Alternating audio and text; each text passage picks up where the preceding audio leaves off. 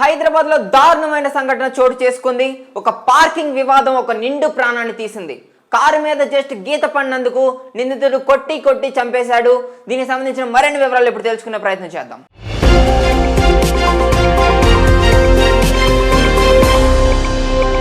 హైదరాబాద్ లోని చైతన్యపురి కొత్తపేట ప్రాంతంలో జరిగిన ఒక కార్ పార్కింగ్ వివాదం రియల్ ఎస్టేట్ వ్యాపారి జి నాగిరెడ్డి ప్రాణాలు తీసింది. ఈ ఘటన మే 21న జరగ్గా ఇటీవలే వెలుగులోకి వచ్చింది. అయితే ఈ వివాదానికి కారణాలేంటో ఇప్పుడు తెలుసుకునే ప్రయత్నం చేద్దాం. కొత్తపేటలోని వైష్ణవి రుతిక అపార్ట్మెంట్స్ లో నివాసం ఉంటున్న నాగిరెడ్డి తన కారును అపార్ట్మెంట్ గేట్ వద్ద పార్క్ చేశాడు. అదే అపార్ట్మెంట్ లో అద్దెకు ఉంటున్న సూరి కామాక్షి అల్లుడు కృష్ణా జివాజీ తన కారుని పార్క్ చేస్తుండగా నాగిరెడ్డి కారుకు స్వల్పంగా గీతలు పడ్డాయి. దీనిపై కృష్ణ వాచ్మెన్ కొడుకు అక్షిత్ ద్వారా నాగిరెడ్డిని కిందకు పిలిపించారు.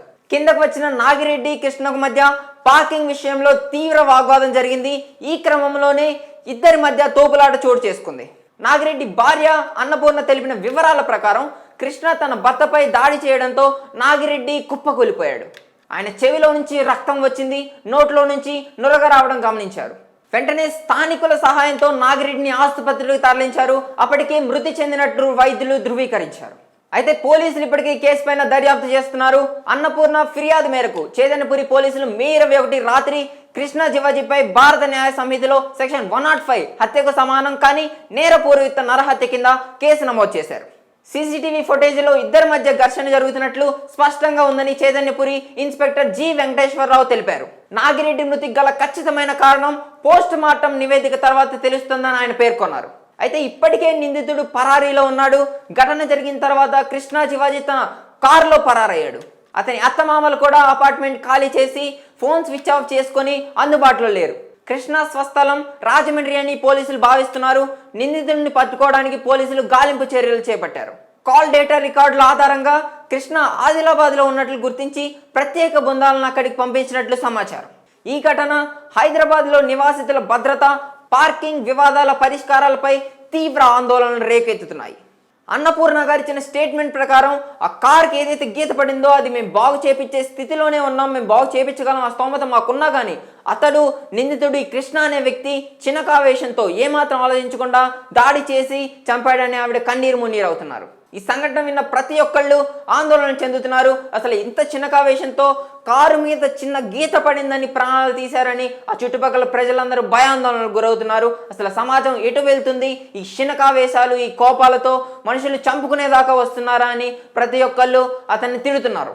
అయితే నాగిరెడ్డి భార్య అన్నపూర్ణ కన్నీరు మున్నీరు అవుతున్నారు. ఆ కృష్ణకి కఠిన చర్యలు తీసుకోవాలి, కఠిన శిక్ష పడాలని పోలీసుల్ని కోరుకుంటున్నారు. అయితే పోలీసులు కూడా ఇప్పటికే ముమ్మరంగా ఆ కృష్ణ కోసం గాలిస్తున్నారు. అతను దొరకగానే కఠినమైన చర్యలు తీసుకుంటామని చెప్తున్నారు. ఇలాంటి దారుణమైన సంఘటనలు, ఇలాంటి క్షీణకావేశంతో ప్రాణాలు తీసుకున్న సంఘటనలు ఇంక ఎటువంటివి జరగకూడదని కోరుకుంటూ సెలవు తీసుకుంటున్నాను. నేను మీ మర్నాథరావు. హైదరాబాద్ లో దారుణమైన సంఘటన చోటు చేసుకుంది. ఒక పార్కింగ్ వివాదం ఒక నిండు ప్రాణాన్ని తీసింది. కారు మీద జస్ట్ గీత పడినందుకు నిందితుడు కొట్టి చంపేశాడు. దీనికి సంబంధించిన మరిన్ని వివరాలు ఇప్పుడు తెలుసుకునే ప్రయత్నం చేద్దాం.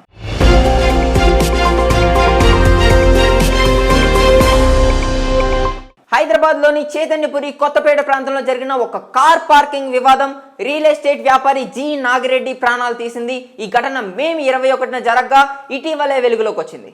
అయితే ఈ వివాదానికి కారణాలేంటో ఇప్పుడు తెలుసుకునే ప్రయత్నం చేద్దాం.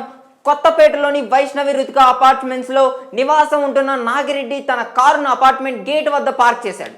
అదే అపార్ట్మెంట్ లో అద్దెకు ఉంటున్న సూరి కామాక్షి అల్లుడు కృష్ణా జివాజీ తన కారుని పార్క్ చేస్తుండగా నాగిరెడ్డి కారుకు స్వల్పంగా గీతలు పడ్డాయి.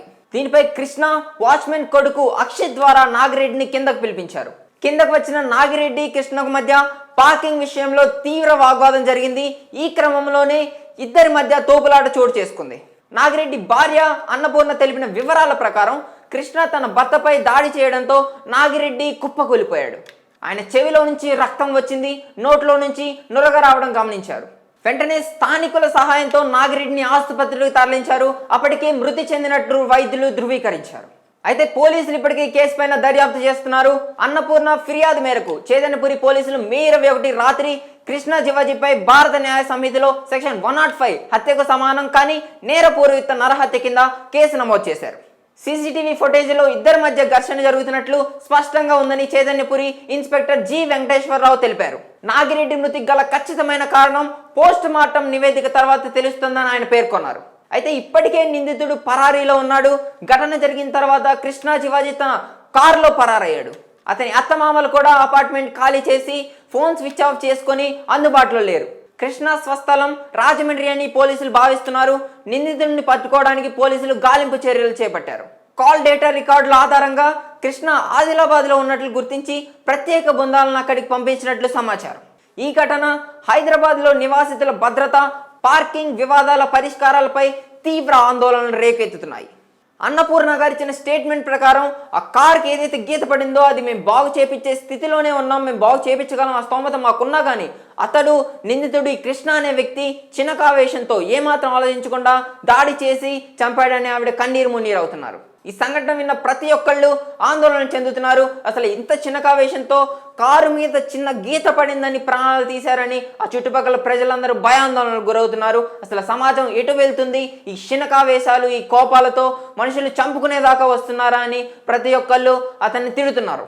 అయితే నాగిరెడ్డి భార్య అన్నపూర్ణ కన్నీరు మున్నీరు అవుతున్నారు. ఆ కృష్ణకి కఠిన చర్యలు తీసుకోవాలి, కఠిన శిక్ష పడాలని పోలీసుల్ని కోరుకుంటున్నారు. అయితే పోలీసులు కూడా ఇప్పటికీ ముమ్మరంగా ఆ కృష్ణ కోసం గాలిస్తున్నారు. అతను దొరకగానే కఠినమైన చర్యలు తీసుకుంటామని చెప్తున్నారు. ఇలాంటి దారుణమైన సంఘటనలు, ఇలాంటి క్షీణకావేశంతో ప్రాణాలు తీసుకున్న సంఘటనలు ఇంక ఎటువంటివి జరగకూడదని కోరుకుంటూ సెలవు తీసుకుంటున్నాను. నేను మీ మర్నాథరావు. హైదరాబాద్లో దారుణమైన సంఘటన చోటు చేసుకుంది. ఒక పార్కింగ్ వివాదం ఒక నిండు ప్రాణాన్ని తీసింది. కారు మీద జస్ట్ గీత పడినందుకు నిందితుడు కొట్టి చంపేశాడు. దీనికి సంబంధించిన మరిన్ని వివరాలు ఇప్పుడు తెలుసుకునే ప్రయత్నం చేద్దాం.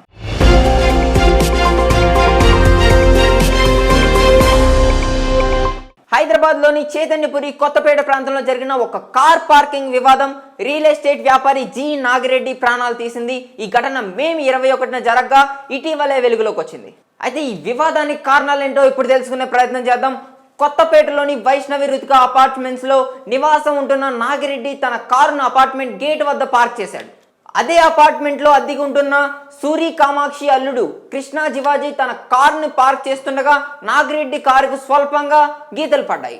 దీనిపై కృష్ణ వాచ్మెన్ కొడుకు అక్షిత్ ద్వారా నాగిరెడ్డిని కిందకు పిలిపించారు. కిందకు వచ్చిన నాగిరెడ్డి కృష్ణకు మధ్య పార్కింగ్ విషయంలో తీవ్ర వాగ్వాదం జరిగింది.